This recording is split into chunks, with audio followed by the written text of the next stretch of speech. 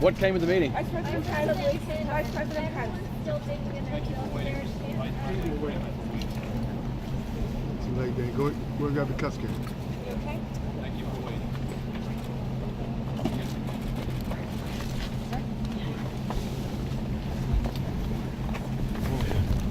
Whoa, who's that? Who's that? What me? Thanks again for waiting. Thank you, sir. Vice President Pence. Is it true that Here you go, Dan. is it true that the president walked out of the room? Thank you all for coming out. We'll make a few brief remarks and then happy to answer some questions. We just ended a very short meeting in the Situation Room.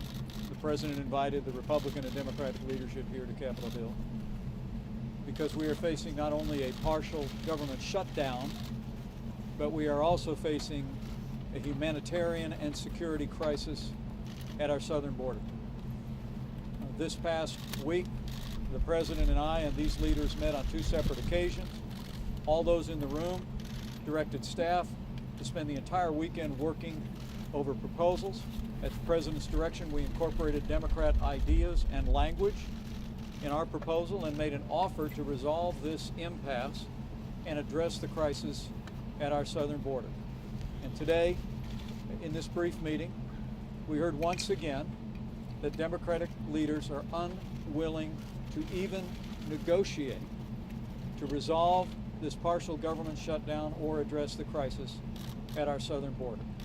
They demanded once again that before any negotiations could begin, that we would have to agree to reopen the government. And the President called the question in the meeting. He asked Speaker Pelosi that if he opened things up quickly, if he reopened the government quickly, would she be willing to agree to funding for a wall or a barrier on the southern border? And when she said no, the President said goodbye. Now, I know there's be millions of Americans, hundreds of thousands of federal workers that are as disappointed as we are that the Democrats are unwilling to engage in good faith negotiations. Look, the American people know we face a serious humanitarian and security crisis at our southern border. And this President, our entire administration, working with these Republican leaders, is going to continue to drive forward to bring about the kind of reforms that will see to the safety and security of the American people. But what the President made clear today is he is going to stand firm to achieve his priorities, to build a wall, a steel barrier on the southern border, add additional personnel, additional resources, additional reforms to stem the crisis that we face on our southern border. And we're very grateful for these Republican leaders here and others that were gathered with us for their support. I want to clarify a few things as I just listened to Senator Schumer. I know he complained the time that you had cameras in the meeting. I think we need to bring him back because what he described the meeting to be was totally different than what took place. When we entered the room, the President, again, calling all the leaders together to solve this problem. He even brought a little candy for everybody.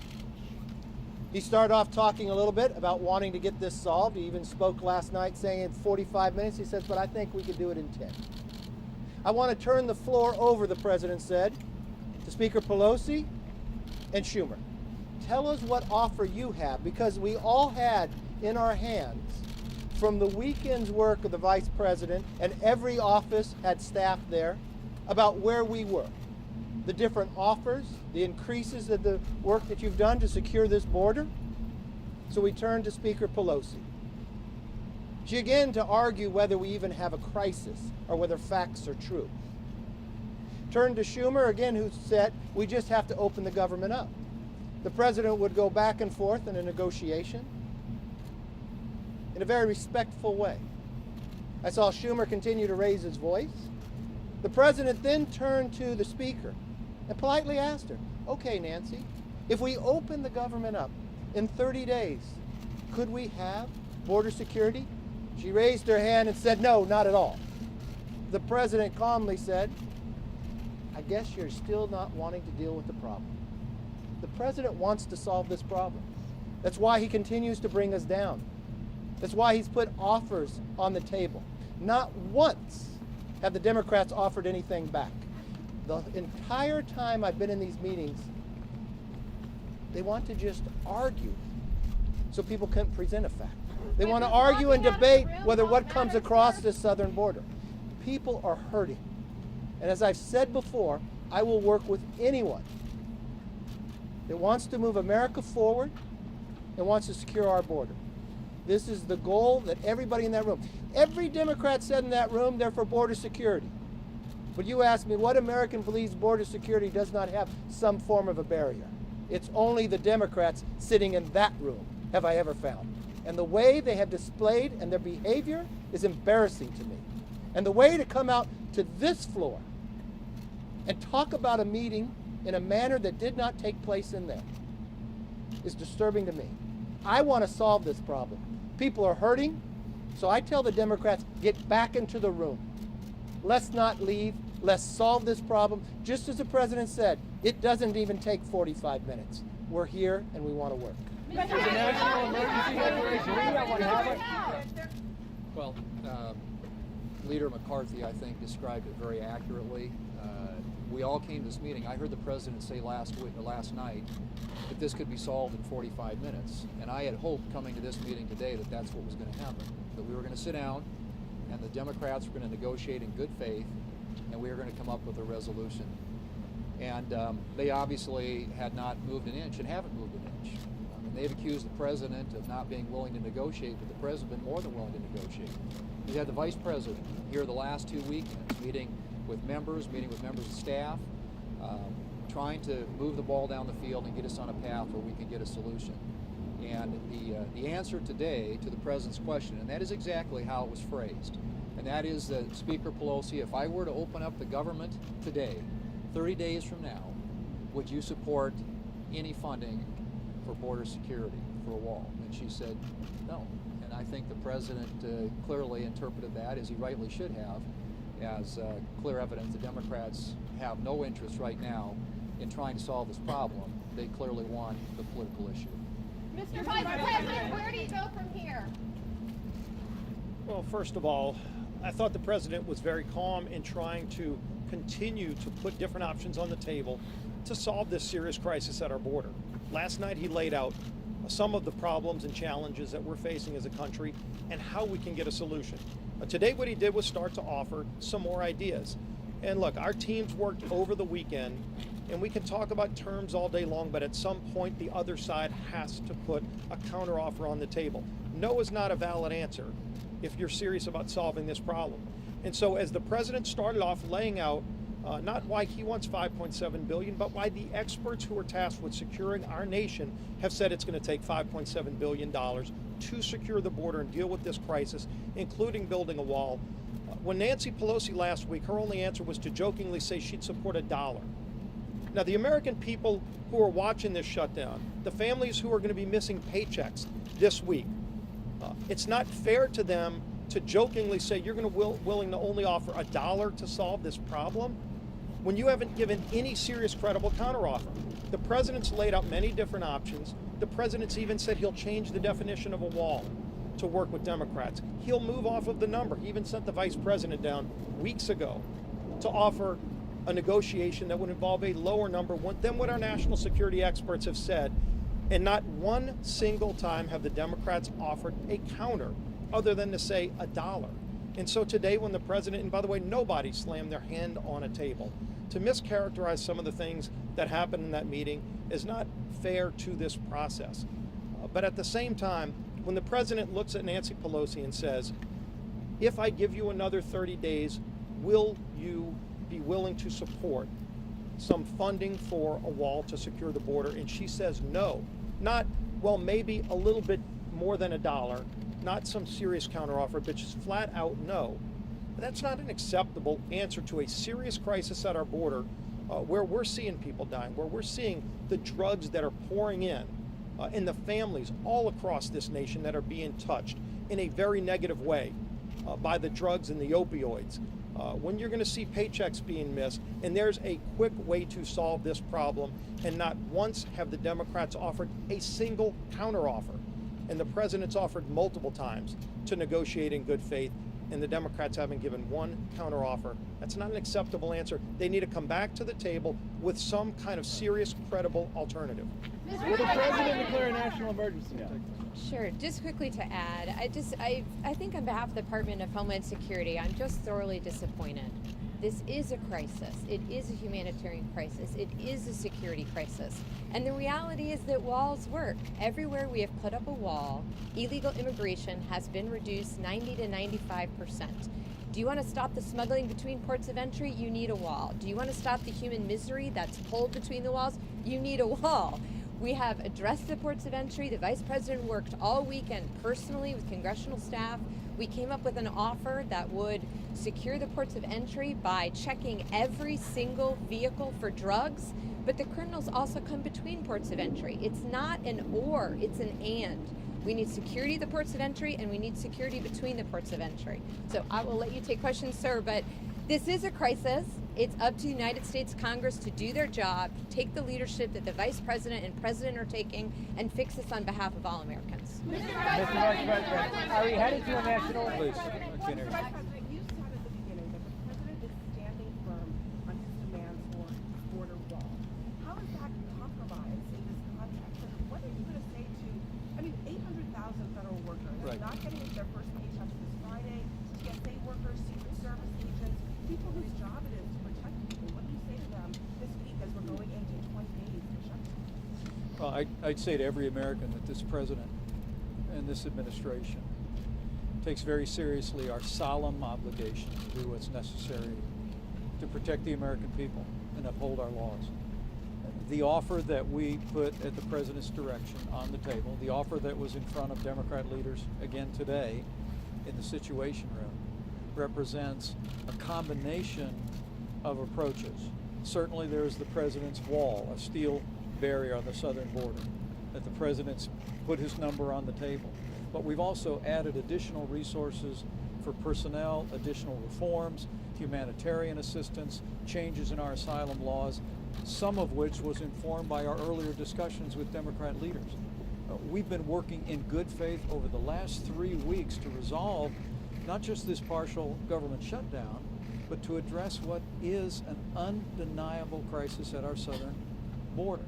Even the Washington Post called it a bona fide emergency. We have 60,000 people a month being apprehended at our borders, and 2/3 of them are now families and unaccompanied minors. That's not a situation that our Border Patrol system was ever designed to deal with. And so we need reforms, we need changes, we need a wall, a physical barrier. But what I think would have to be distressing to 800,000 federal workers and to tens of millions of Americans is the answer in all of this from the Democrats is we will not negotiate. So, Mr. Vice President, Mr. Vice President, I'm sorry. how does it help that the president walked out of the room? How is that getting closer to I think the president made his position very clear today that there will be no deal without a wall. There will be no deal without the priorities the president has put on the table. But if you could look at the proposal that the president directed us to offer this weekend after spending 2 days with senior staff, 2 meetings with leadership, it reflects Democrat priorities as well. But frankly, as we continue to hear about the idea that Congress, and I know there'll be votes tomorrow, that the House will take up bills to open portions of the government, and the president literally called the question. He said, if I opened up the government quickly, would you agree to border security and a wall? The Speaker of the House said no. And at that point, I think the president thought there was no longer any reason to be talking at this meeting. But as we said afterwards, and we had conversations with the leaders before they left, is we hope they will come back to the table. I'd say to every American looking on who shares our frustration, call your congressman, call your senator. If you think the Democrats should be negotiating in good faith to resolve this partial government shutdown and to address the humanitarian and security crisis at our southern border, then you ought to call your congressman, call your senator, tell them come back to the table, and I will tell you the door here at the White House is wide open. We're ready to sit down with these leaders and with Democratic leaders and resolve My question to you is that Democrats said that the president was slamming his hands on the table and that he walked out. Can you talk a little bit about, can you just categorize what the president did in the meeting? And also, are we any closer than you think to having a national emergency declared if the meetings are going like this and they're so contentious? Well, the president walked into the room and passed out candy. It was true. I don't recall him ever raising his voice or slamming his hand. But this is a president who feels very strongly about his commitment to see to the security of the American people. He brought the whole issue of illegal immigration to the center of the national debate when he sought this office. And we actually saw a decline in illegal immigration at our southern border in our first year in office. But the reality is, because of the lack of reforms, because of the lack of a wall, because of the loopholes in our laws today, we are now seeing a precipitous rise in families and unaccompanied children being driven by human traffickers and cartels, individuals who are exploiting vulnerable families, encouraging them to make the long and dangerous journey up the peninsula. And you could hear the president say this is a crisis of heart and soul. He feels this passionately.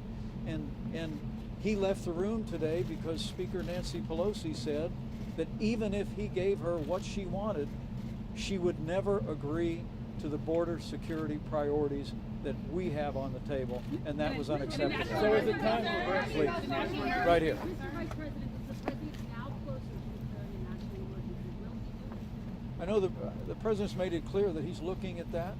He believes that he has the authority to do it. Like but I think the president's belief, and I know it's the belief of these Republican leaders as well, is that Congress should just do their job. Look, politics is the art of the possible. I served in the Congress for 12 years. I remember times when there were strong feelings on emotions, but eventually leaders came together, sat down with presidents, oftentimes in opposite political parties. They heard each other's priorities, they negotiated agreement, and they moved forward. That's what the American people expect us to do today. But when the Speaker of the House comes to the table with the leader of the Democrats in the Senate, after we've made days of good faith negotiations with an offer on the table, and their only answer is they will not negotiate until we reopen the government. And when the president says, well, if I gave you exactly what you're asking for, would you agree to border security and a wall? And they say no. I think the American people deserve better. I think these leaders know the American people deserve better. And I can promise the American people, this president, Republicans in the House and the Senate are going to continue to stand firm until we get the resources and the reforms necessary to end the humanitarian crisis on our southern border, to end the security crisis on our southern border. Then and only then will we end this partial government shutdown. Are you going to meet with lawmakers again?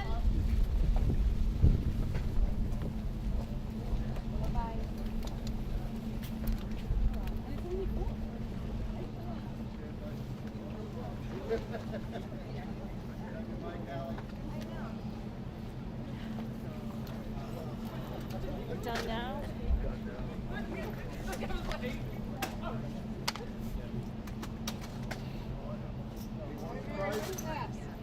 President's next.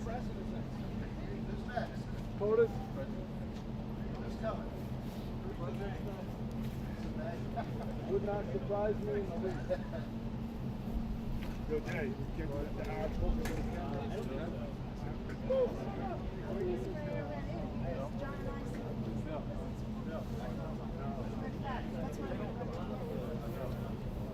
So I had just.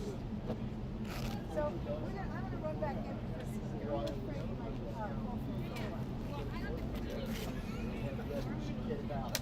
now, like Trump, and then turn it and call Monica. At least I can't say let's wait until.